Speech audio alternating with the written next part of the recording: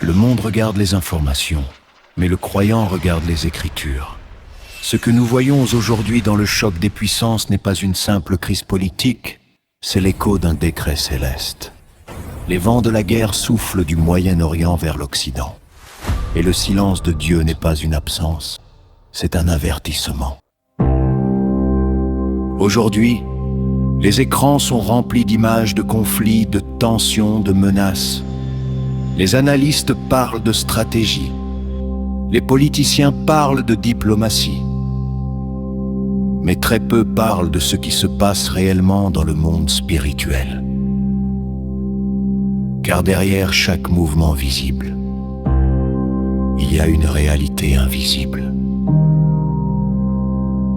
Ce que tu vois aux informations n'est qu'une surface, une façade. Mais en profondeur, quelque chose est en train de s'activer. La Bible nous avertit que les événements de la fin ne viendront pas sans signe. Ils arrivent progressivement, comme les douleurs d'un accouchement. Au début, c'est léger, presque imperceptible. Mais avec le temps, cela devient impossible à ignorer. Et aujourd'hui, nous y sommes.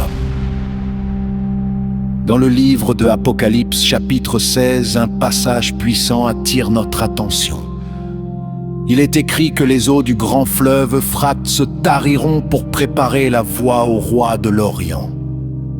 Ce détail est profond.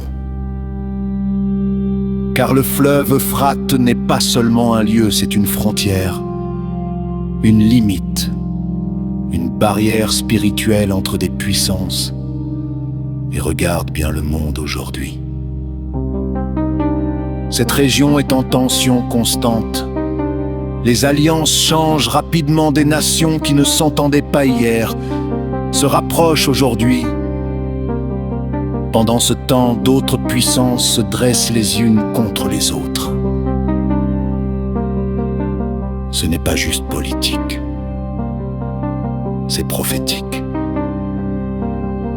La Bible parle aussi de forces retenues, des anges liés à ce fleuve gardés pour un moment précis, un moment fixé par Dieu lui-même. Et lorsque ce moment arrive, ils sont relâchés. Cela veut dire une chose. Ce que Dieu retient aujourd'hui ne sera pas retenu éternellement. Alors pose-toi cette question. Et si ce que nous voyons maintenant n'était que le début? Regarde les tensions entre les nations, d'un côté les puissances occidentales de l'autre, des nations de l'Est qui deviennent de plus en plus fortes, de plus en plus unies. Ce n'est pas un hasard. Jamais. L'ancienne Perse mentionnée dans les prophéties bibliques occupe une place centrale dans ces événements.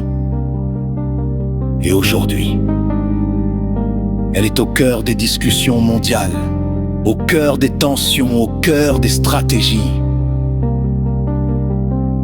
Comme si l'histoire se répétait. Ou plutôt, comme si elle s'accomplissait. Dans le livre de Joël, il est question de la vallée de la décision, un moment où les nations seront rassemblées, non pas seulement pour se combattre, mais pour faire face à un jugement divin. Un moment où Dieu intervient directement. Et si tu regardes bien, tout semble être en train de se mettre en place.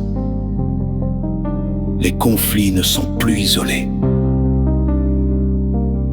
Ils deviennent mondiaux. Les tensions ne sont plus séparées.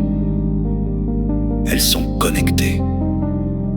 C'est comme si le monde entier était en train d'être aligné pour un événement que personne ne pourra arrêter. Mais écoute ceci très attentivement. Le plus grand danger aujourd'hui, ce n'est pas la guerre, c'est l'aveuglement. Pendant que les hommes débattent, analysent, accusent, les âmes s'éloignent, Le bruit du monde est en train d'étouffer la vérité. La prophétie n'est pas là pour faire peur. Elle est là pour réveiller.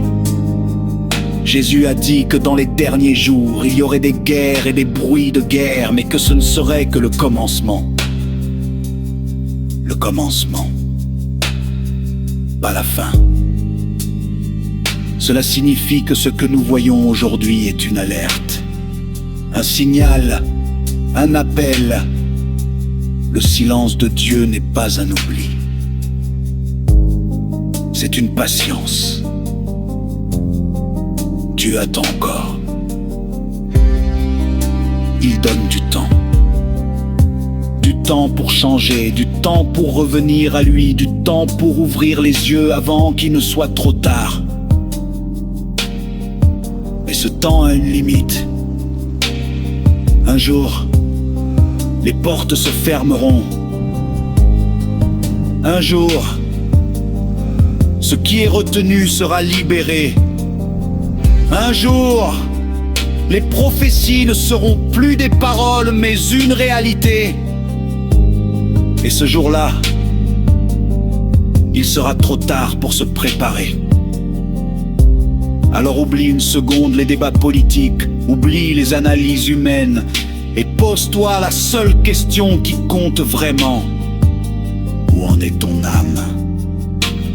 Es-tu prêt? Si tout s'accélère, es-tu prêt? Si le monde change du jour au lendemain? Parce que la fin du monde n'est pas une explosion, c'est une transition, un passage. La fin d'un système et le début d'un règne, le retour du roi. Et ce jour-là, il n'y aura plus de débat, plus d'explications, plus de confusion, seulement la vérité.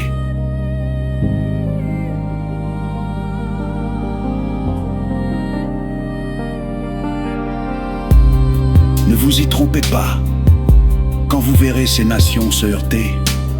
Ne cherchez pas qui a raison politiquement, cherchez où en est votre âme. La prophétie n'est pas donnée pour nous faire peur, mais pour nous préparer. La fin du monde n'est pas une explosion, c'est une procession.